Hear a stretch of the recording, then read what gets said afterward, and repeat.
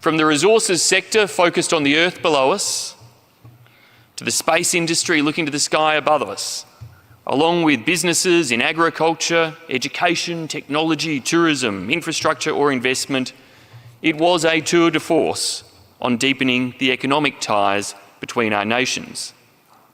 And it was a tangible demonstration at what ultimately proved to be one of the most sensitive of times of our commitment to deeper and stronger Australia-India ties.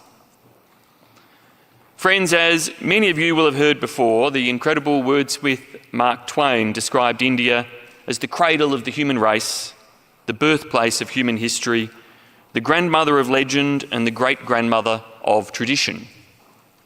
His praise was correct, yet in a modern context falls short. In 2025, India is also a growing giant of influence, a fast-moving driver of prosperity, and a critical anchor to security. Australia is fortunate to call India a friend and a partner. We are even more fortunate to share common strategic interests in securing the peace and stability of our shared Indo-Pacific region.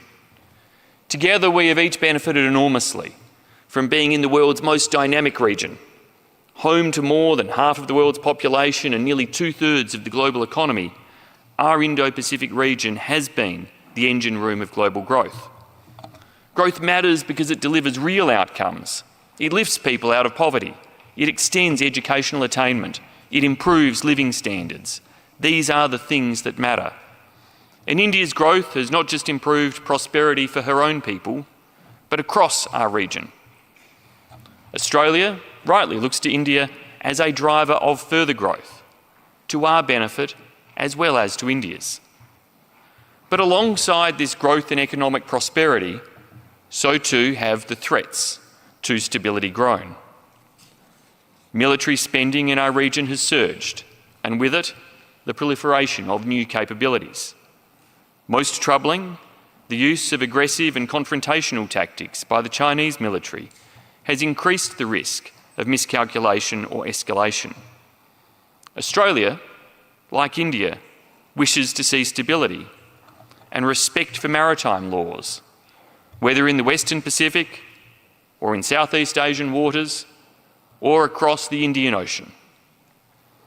More than half of Australia's maritime exports leave our shores via Indian Ocean ports. Nations that border the Indian Ocean are critical to our various trade relations. And these are some of the reasons why our nations, Australia and India, must continue to draw closer, to enhance our economic strength and to deploy the tools of statecraft to deter conflict or undue control within our region. No lesser than Robert Menzies, Australia's longest-serving Prime Minister and founder of the Liberal Party, who I represent in this Parliament, stated in 1950 that the world would be profoundly affected by what happens in India and that our nations should learn to think together for the world's peace. 70 years on, the last Liberal government was true to the ambitions of our founder. The breakthroughs of our Liberal-led government from 2013 to 2022, working with Prime Minister Modi's government, give us the strong platform that we share today. Indeed, Foreign Minister Jaishankar spoke of that great transformation that has occurred in our relationship. Together, our governments deepened the scope for cooperation across the Indo-Pacific by re-establishing the Quad, shifting it to leader-level dialogue, working there with India and our shared partners in Japan and the United States. Together we signed the Australia-India Comprehensive Strategic Partnership, giving the platform and structure for deeper, richer engagement. Together we secured the Australia-India Economic Cooperation and Trade Agreement, providing a launching pad for our industries. The joint declaration on a shared vision for maritime cooperation in the Indo-Pacific, made by Prime Ministers Morrison and Modi, speaks to our common aspirations for peace, security, stability and prosperity in our region, especially on its waters. It underscores our commitment to the UN Convention on the Law of the Sea. It demonstrates the primacy we place on working with ASEAN nations to secure our aspirations. It provides another basis for our military cooperation, including through bilateral and multinational joint exercises. It is future, and indeed I do pay great tribute to all members of Prime Minister Modi's government, but in particular Foreign Minister Jaishankar, who has been so central to those various breakthroughs and is such a welcome and frequent visitor to our shores. With an election due soon in Australia, I want to be clear that a future Liberal-led government would work with our Indian partners, as we so successfully did before, to drive our relationship forward. Together, our nations have great strategic influence. We can further bolster efforts to deter conduct that could destabilise our region, while maximising engagement that furthers the economic growth we desire for all of our citizens.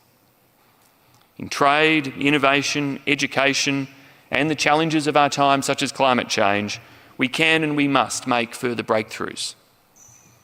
This gathering, Raisina Down Under, brings together so many of those who are central to these ambitions. You will shortly move into panels in fields where responses to security, economic and climate challenges are intensely aligned. Discussions in fields such as critical minerals and critical technologies. These are the types of areas where we must further integrate our supply chains, share our technologies, and maintain ambition for a comprehensive economic cooperation agreement. I look forward to hearing your recommendations on how, in these fields and others, we boost two-way investment growth, further the depth and benefit of those people-to-people exchanges, harmonise standards where we can, embrace digital trade efficiencies, and ultimately bring our two great nations even closer together. Friends, thank you again for the opportunity to be with you today. I welcome very much this dialogue, this opportunity, and indeed the questions to come in the short time we have available. Thanks so much. And I see a chair with my name on it over there. Thank you. Thank you. Thank you, Senator. Thank you, Senator. This has been for your really thoughtful remarks, and I think that's a very, very comprehensive one. In the interest of time, I think we are going to move past to the next panel, the second panel for the day, which is going to be on minerals, materials and markets, the green transition and action. I would now welcome, sorry? Oh, it's good. My apologies.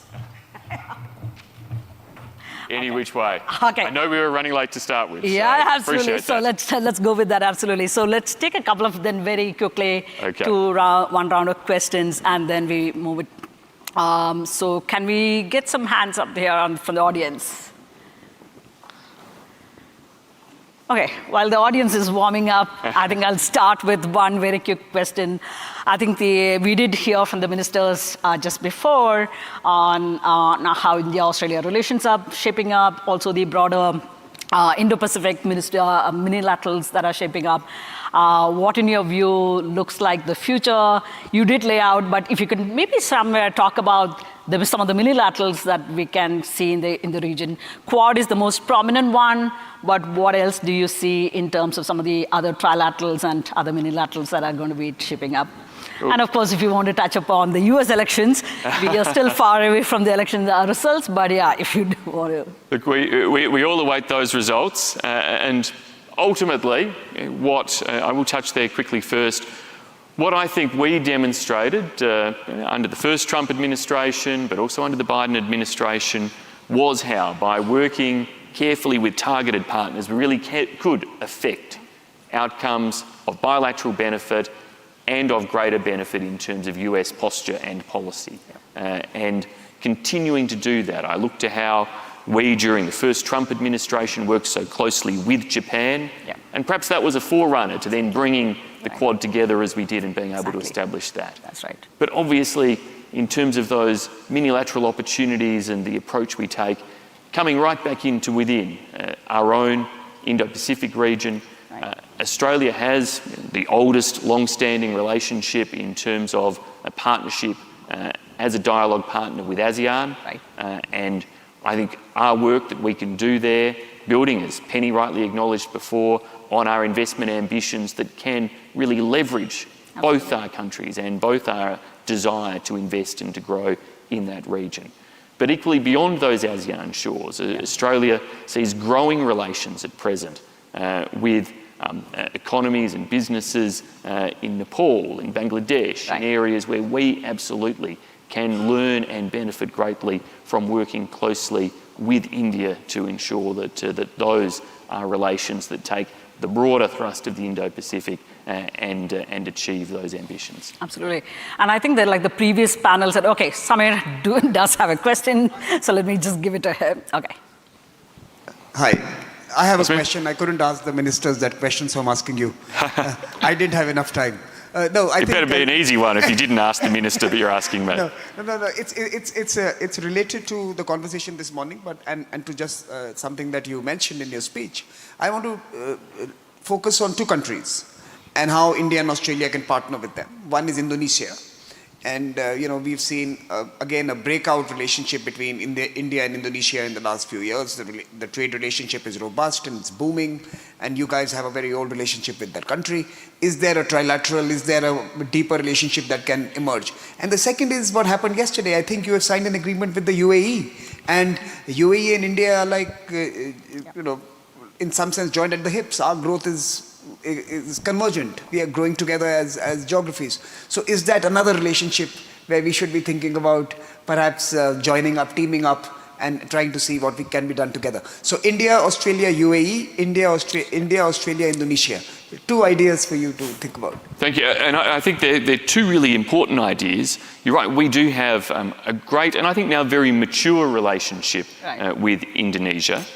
Mature at a diplomatic sense, mature at a government level, yet still insufficient in terms of our economic ties.